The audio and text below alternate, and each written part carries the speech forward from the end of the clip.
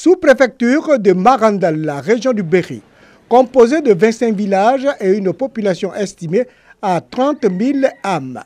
La localité est en mutation pour répondre aux besoins des habitants en matière de développement.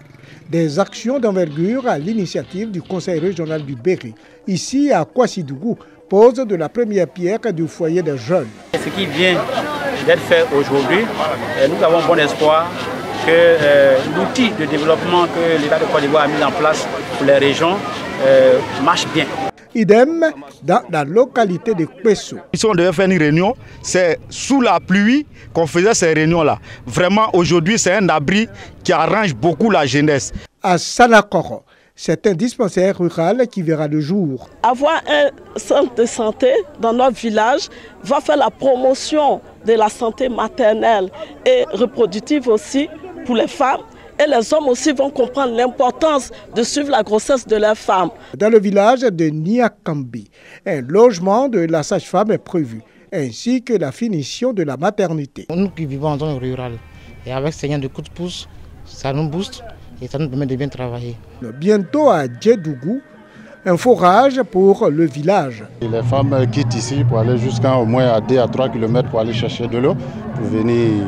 Vraiment, ça mettait le village en retard.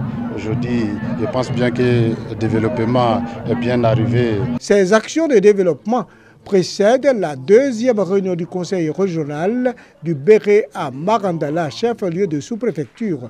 Mobilisation donc des forces vives de la localité afin d'être à l'écoute des acteurs du développement. On avait déjà un problème au niveau de l'école.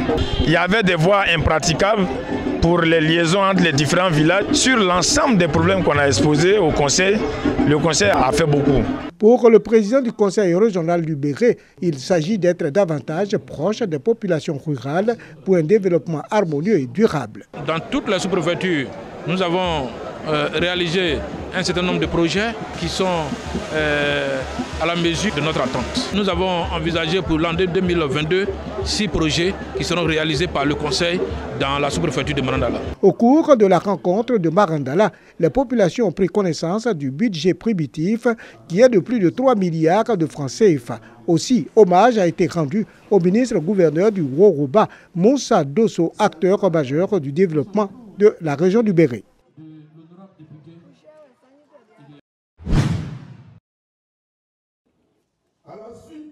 Depuis 2013, la problématique de l'autonomisation de la femme demeure une préoccupation pour le gouvernement. De nombreux appuis financiers et techniques sont à la disposition des femmes pour la création d'activités génératrices de revenus. Mieux, le fonds d'appui aux femmes de Côte d'Ivoire de la première dame Dominique Ouattara a permis à des milliers de femmes de sortir de la précarité. Dans la région du Hambol, les cadres accompagnent les femmes dans la quête de leur autonomisation financière. À Timbé, le réseau J'aime Timbé est aux côtés des femmes.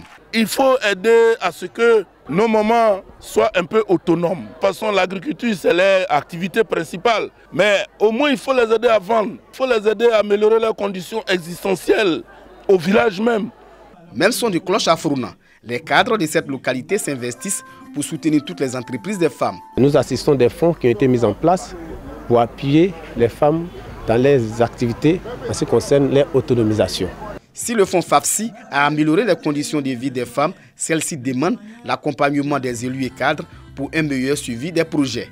Nous avons bénéficié du fonds FAFSI. Il y a encore plusieurs qui sont en attente. On demande aux cadres de Katiola de nous trouver des fonds pour que chacune des femmes trouve une activité à faire. Nous, à Timbé, nous demandons aux cadres de nous organiser pour qu'on bénéficie des soutiens du gouvernement et des ONG. On travaille, mais on n'arrive pas à évacuer nos productions.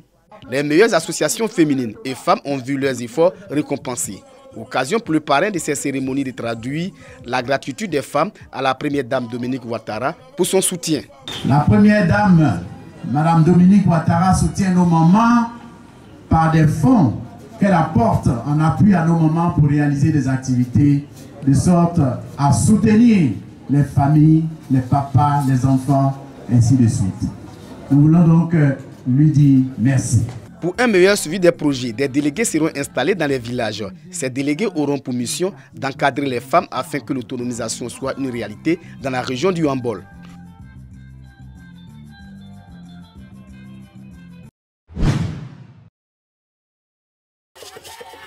Promouvoir l'autonomisation des filles désœuvrées et les mamans préoccupe les élus du département de Dabakala. Pour voir leurs vœux se réaliser, ils passent par des dons de tricycles, de broyeuses, de bâches et de chaises. Des gestes pour les motiver à s'organiser en coopérative quant à l'accès aux projets gouvernementaux en vue de leur autonomie financière. Pour réitérer le message de l'autonomisation des femmes, cette fois, c'est Adja Korotumo Koulibaly, épouse du ministre conseiller spécial du président de la République qui a pris son bâton de pèlerin, sillonnant les circonscriptions administratives de Fumbolo, Nemele et Bonyeredougou. Elle s'est faite accompagner par Makura Koulibaly Dao, députée de la localité, Ami Koulibaly, vice-présidente du conseil régional du handball et d'autres cadres de la région. Soyez donc rassurés que chaque fois que nous aurons de nouvelles opportunités, vous en serez bénéficiaires.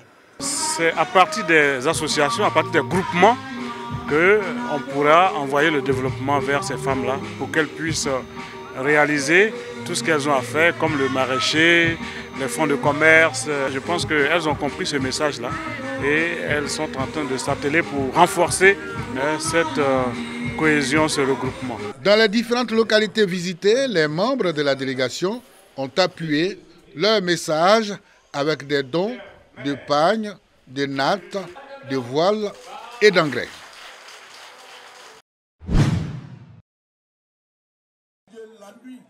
Construit en 1957 par des missionnaires catholiques dans le but d'apprendre à lire et à écrire aux enfants du village de Kofi-Sioka. Ce centre d'apprentissage est transformé en école primaire après les indépendances. Après 65 ans de beaux et loyaux services rendus au village, la mutuelle de développement de Kofi-Sioka, sous-préfecture de Timbé, a célébré l'événement. Un mouvement pour honorer tous ceux qui ont œuvré pour la formation des cadres du village. J'ai fait de mon mieux. J'ai aidé tout le monde et aujourd'hui, ces cadres m'ont invité pour m'honorer. Je suis fier. Avec plus de 400 écoliers, la seule école ne peut plus absorber les enfants du village. Conséquence, surpeuplement des salles de classe. D'où l'appel du président de la mutuelle pour la construction d'une nouvelle école et une maternelle. Par la carte scolaire, nous avons eu une deuxième école. Pour devenir un groupe, il nous faut 9 classes supplémentaires. 6 pour la deuxième école et 3 pour le préscolaire. Il est difficile pour nous, jeunes mutuelles, de nous jeter dans cette bataille-là.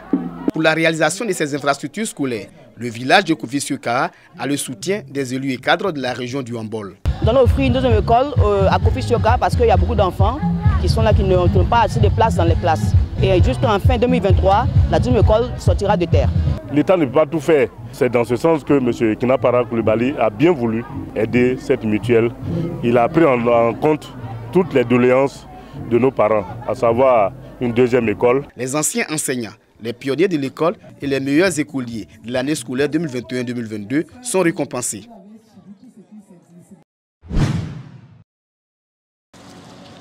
Daloa, chef-lieu de région du Haut-Sassandra, jour de l'Aïd el-Kébi, mosquée Mustapha Sy. La foi qui anime les fidèles de cette mosquée rime bien avec la beauté des boubous sortis pour ce grand jour. La prière est dite par El Hadj Ibrahim. Son sacrifice et son sermon sont axés sur les prescriptions du Saint-Coran, des notes qui doivent guider tout bon musulman. Mosquée du quartier Maniok, El Hadj Alassine Koné officie la prière. Après les 2 rakats et l'immolation du mouton, le sermon est basé sur la foi, le pardon, la tolérance et le partage.